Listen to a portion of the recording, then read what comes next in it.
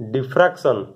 Diffraction is a general characteristic exhibited by all types of waves like sound waves, light waves, water waves, matter waves, etc. Single slit diffraction. Consider a single slit of width A. You see in this figure, this is a single slit and the width of this slit is equal to A. The midpoint of this slit is equal to M. A screen is placed in front of the slit at C. Here you place a screen. The basic idea in diffraction is you divide this slit into much smaller parts and add their contribution at any arbitrary point P on the screen. Suppose you want to find out the diffraction on this at any arbitrary point P. So what you do, you divide this slit.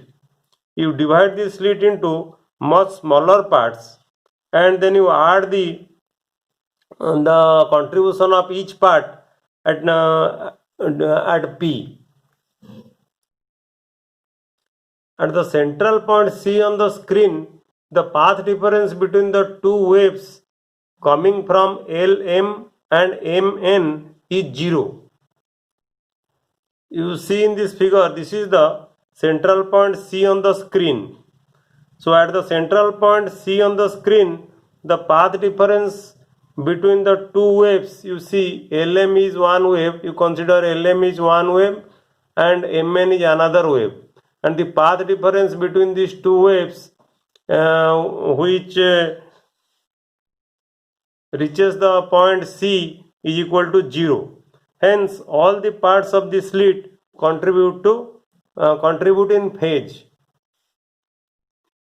That is, there is no phase difference between the waves coming from this slit and this slit. That is this part of the slit and this part of the slit. So this gives maximum intensity at C. At theta equal to 0, intensity has a central maximum. That is why at theta equal to 0, the intensity has a central maximum. But at theta is equal to n plus half into lambda by A, intensity have other secondary maxima. And at theta is equal to n into lambda by A, you will get 0 intensity on the screen, or you will get minima on the screen where n is equal to plus minus 1, plus minus 2, plus minus 3, etc. Now let us see why for theta is equal to n into lambda by A we get 0 intensity or minima in the diffraction pattern. Consider an angle theta is equal to lambda by A. Let us see how at this angle intensity is 0. You see in this figure, suppose this is the angle theta which is equal to lambda by A. Here A is the slit width. This slit width is equal to A and lambda is the wavelength of the wave or the path difference. If you draw a perpendicular here from here to here, from N to Q, this will be the path difference and that is lambda. Now what you do, you divide the slit into two equal halves. You see one half will be equal to LM and another half will be equal to MN. And imagine that the two halves, that is LM and MN, are two coherent waves. This is one coherent wave. These two are coherent waves. The center of the two waves are M1 and M2. You see in this picture, the center of this coherent wave is M1 and this wave coherent wave is M2. And the distance between their centers, what will be the distance between their centers? It will be equal to A by 2. And we have considered the point P. Here it is the point P on the screen. And what is the path difference between the two waves? The path difference will be equal to one wave coming from the center M2P, another from the center M1P. So the path difference will be equal to m2p minus m1p.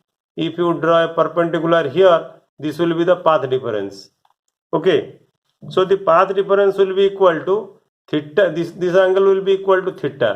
So the path difference will be equal to theta into a by 2. This angle is, this length is a by 2. This angle is theta. So this path difference will be equal to theta into a by 2. So here I have calculated, that is m2p minus m1p is equal to a into theta into a by 2, that will be equal to lambda by 2, because you have taken theta is equal to lambda by a. So a theta will be equal to lambda. So if you write substitute a theta is equal to lambda, then the path difference will be equal to lambda by 2. But we know if the path difference between two waves is lambda by 2 or phase difference is pi or 180 degree, then the intensity will be equal to 0 or minima will occur. Therefore, minima will occur for theta is equal to lambda by a, 2 lambda by a, 3 lambda by a, etc. So for theta is equal to n lambda by a, we get minima. Now let us see why for theta is equal to n plus half into lambda by a, intensity have secondary maxima. Now you consider an angle theta is equal to 3 by 2 lambda by a. Let us see how at this angle intensity have secondary maxima. Now divide the slit into 3 equal parts. Okay. Now if you divide this slit into 3 equal parts, then each part will be equal to 1 by 3. So for the first two-thirds of the slit, path difference will be equal to theta multiplied by the width length, the slit length, that is equal to 2 by 3 into a. So that will be equal to 3 lambda by 2a, because theta we have taken 3 lambda by 2a. So 3 lambda by 2a into 2 by 3 into a, that will be equal to lambda. So now divide the first two-thirds of the slit into two halves. The path difference between these two halves will be lambda by 2. The contributions of these two halves cancel in the same manner as discussed in case of minima. But the remaining 1/3 of the slit contribute to the intensity at a point between two minima.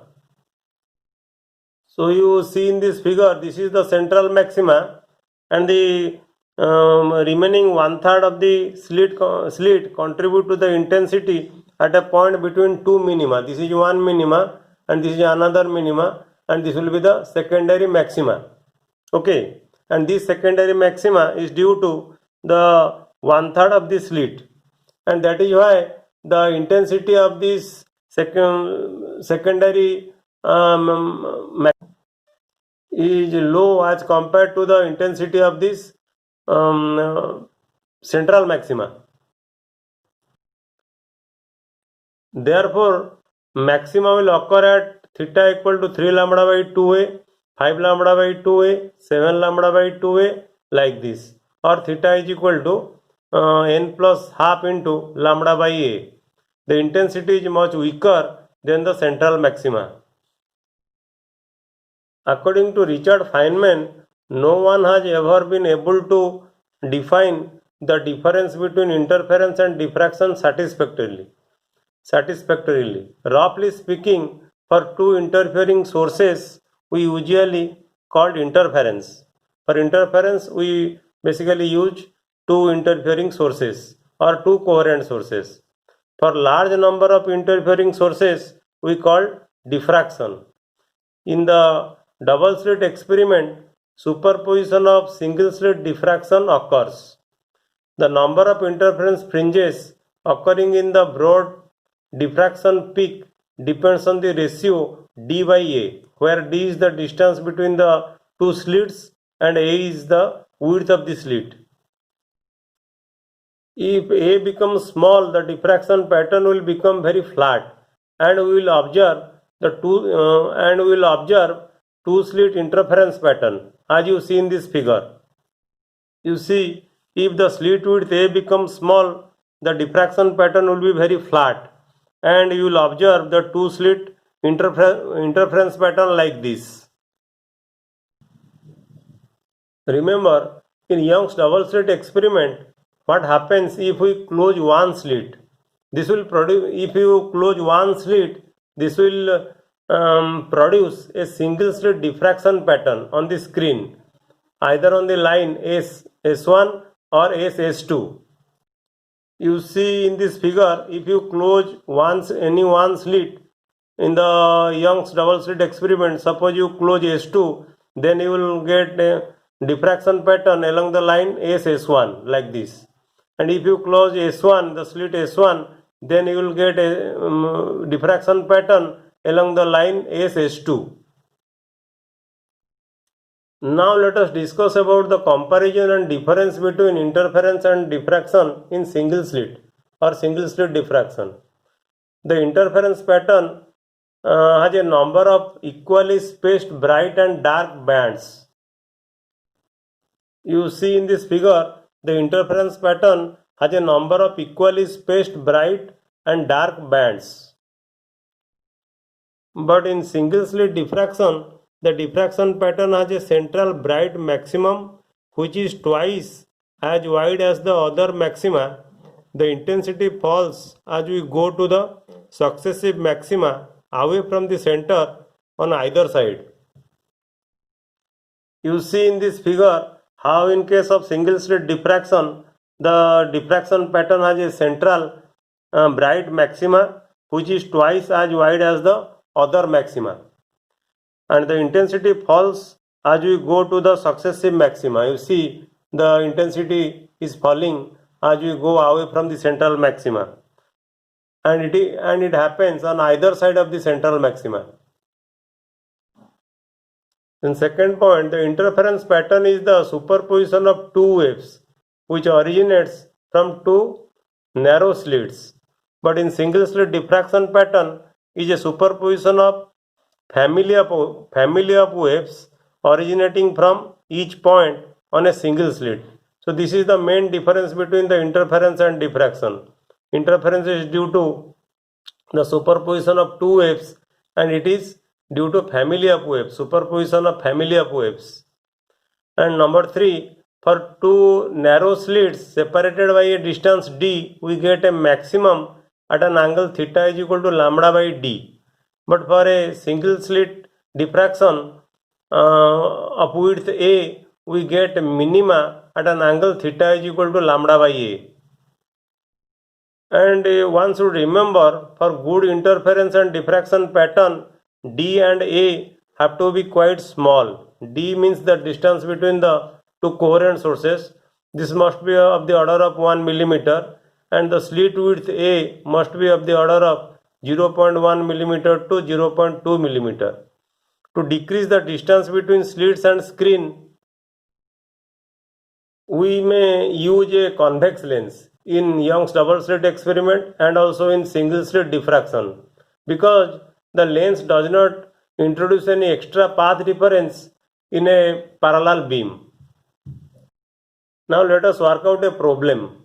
What should be the width of each slit to obtain 10 maxima of double slit pattern within the central maxima of single slit pattern, given the distance between the slits in double slit experiment is equal to 1 millimeter. In the figure you see, this is the central maximum of single slit pattern. This is the central maximum of single slit pattern, and these are the maxima of the Young's double slit experiment. In double slit experiment, these are the maxima, and it is given 10 maxima of double slit pattern in a 1 maxima of single slit pattern. That is, it is given 10 into lambda by d is equal to 2 into lambda by a. So a can be calculated. A will be equal to d by 5. D is given 1 millimeter. So 1 by 5, 0.2 millimeter. So the width of the central maximum of the single slit will be equal to 0.2 millimeter.